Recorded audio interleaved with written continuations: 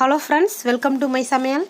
இன்றைக்கி ஒரு சூப்பரான ஒரு டேஸ்டியான ஒரு ரெசிபி பார்க்க போகிறோம். என்னென்னு பார்த்தீங்கன்னா ரசமலாய்.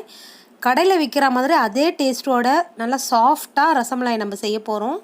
வாங்க எப்படி செய்யுதுன்னு பார்க்கலாம். இந்த ரசமலாய் செய்கிறதுக்கு 1.5 லிட்டர் பால் வேணும். ஃபஸ்ட்டு 1 லிட்டர் அளவுக்கு நான் காய்ச்சி வச்சுருக்கேன். பால் கொதித்ததுக்கப்புறமா 1.5 மூடி அளவுக்கு எலுமிச்சை சாறு எடுத்துகிட்ருக்கேன். அதை சேர்த்துக்கலாம். சேர்த்தவுடனே ஒரு 4 நிமிஷத்தில் இது திரிய ஆரம்பிச்சிடும். ரொம்ப ரொம்ப ஈஸியாக செஞ்சிடலாம். கடையெல்லாம் பார்த்திங்கன்னா விலை ஜாஸ்தி இந்த ரசமலாய். 1 லிட்டர் பாலுக்கு 16 ரசமலாய் வரும்.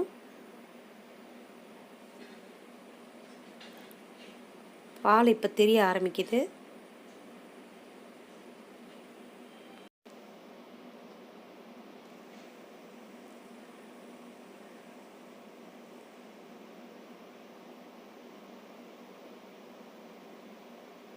நல்லா திரிஞ்சிடுச்சு.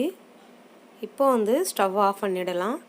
ஸ்டவ் ஆஃப் பண்ணிவிட்டு ஒரு காட்டன் துணியில் வடிகட்டிடலாம்.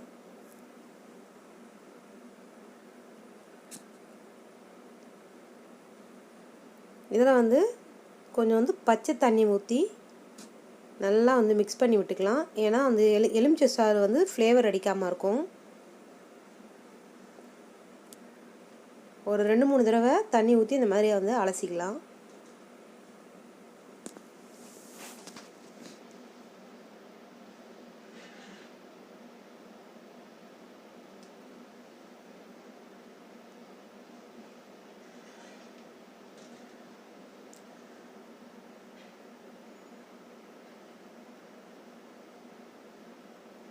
நல்லா பிழிஞ்சு எடுத்துக்கலாம்.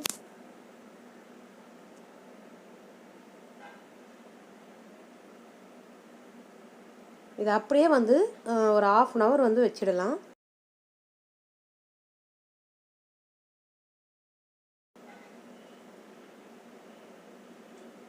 ஒரு தட்டு எடுத்துக்கோங்க. நல்லா பிசையணும். இதை ஒரு 10 நிமிஷமாச்சு நல்லா பிசையணும்.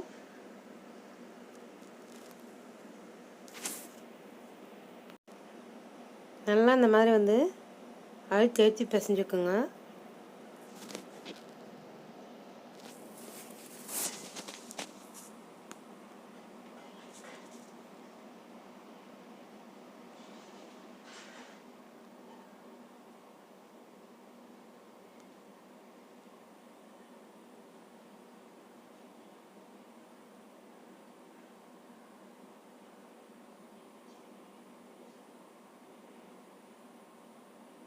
கொஞ்ச நேரத்தில் ரெடி ஆகிடும்.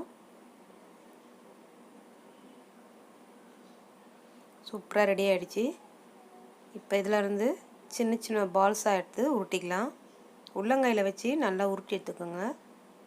இந்த மாதிரி உருட்டிட்டு லைட்டாக அழுத்தம் கொடுங்க.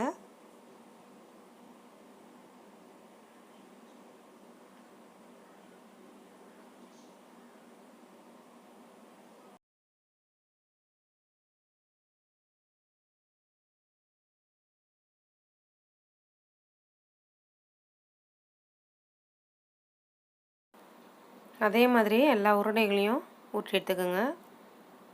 இந்த மாதிரி இப்போ சுகர் சிரப்பு ரெடி பண்ணிடலாம். 1 கப்பு சுகருக்கு 3 கப்பு தண்ணி சேர்த்துக்கணும்.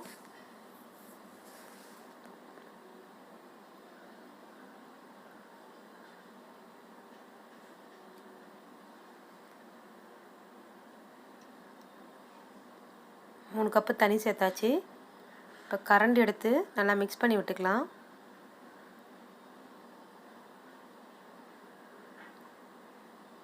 ஒரு கொதி கொதிச்சதுக்கப்புறமா நம்ம உருட்டி வச்சுருக்கிறத சேர்த்துடலாம்.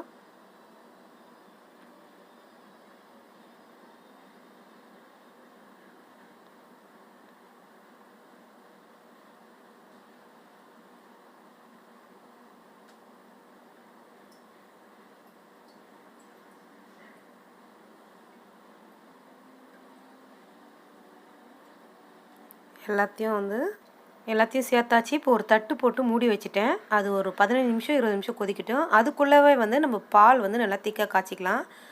1/2 லிட்டர் பால் எடுத்திருக்கேன் இன்றைக்கி ரசமலாய்க்கு.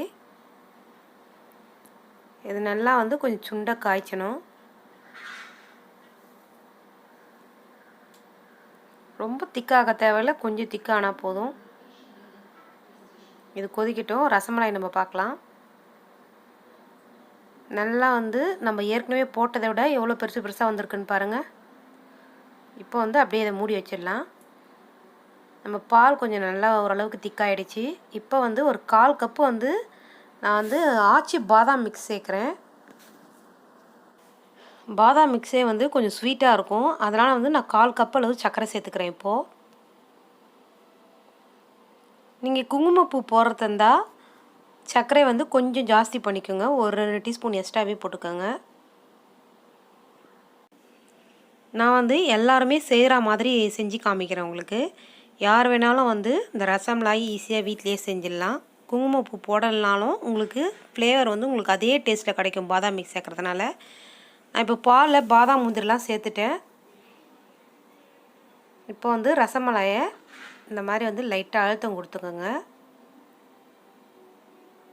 லைட்டாக அழுத்தம் கொடுத்து ஒரு தட்டில் வச்சு வச்சுருங்க.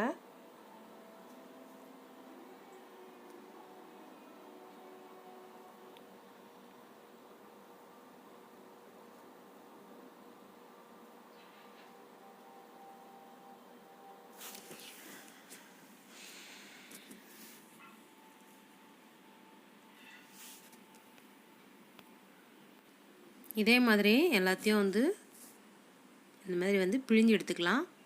எல்லாத்தையும் பிழிஞ்சு எடுத்தாச்சு. அடுத்ததான் வந்து நம்ம திக்காக காய்ச்சி வச்சுருக்க பால் இருக்குது இல்லைங்களா, அதை சேர்த்துக்கலாம்.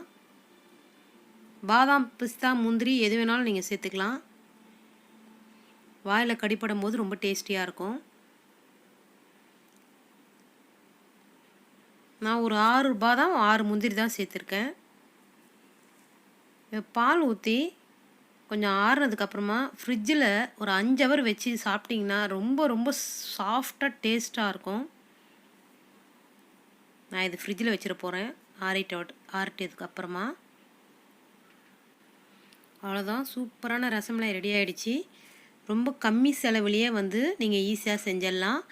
இதை நீங்கள் வீட்டில் வந்து கண்டிப்பாக வந்து ட்ரை பண்ணி பாருங்கள். இந்த வீடியோ பிடிச்சிருந்தா மை சமையலுக்கு சப்ஸ்கிரைப் பண்ணுங்கள், லைக் பண்ணுங்கள், ஷேர் பண்ணுங்கள், கமெண்ட் பண்ணுங்கள். தேங்க்யூ.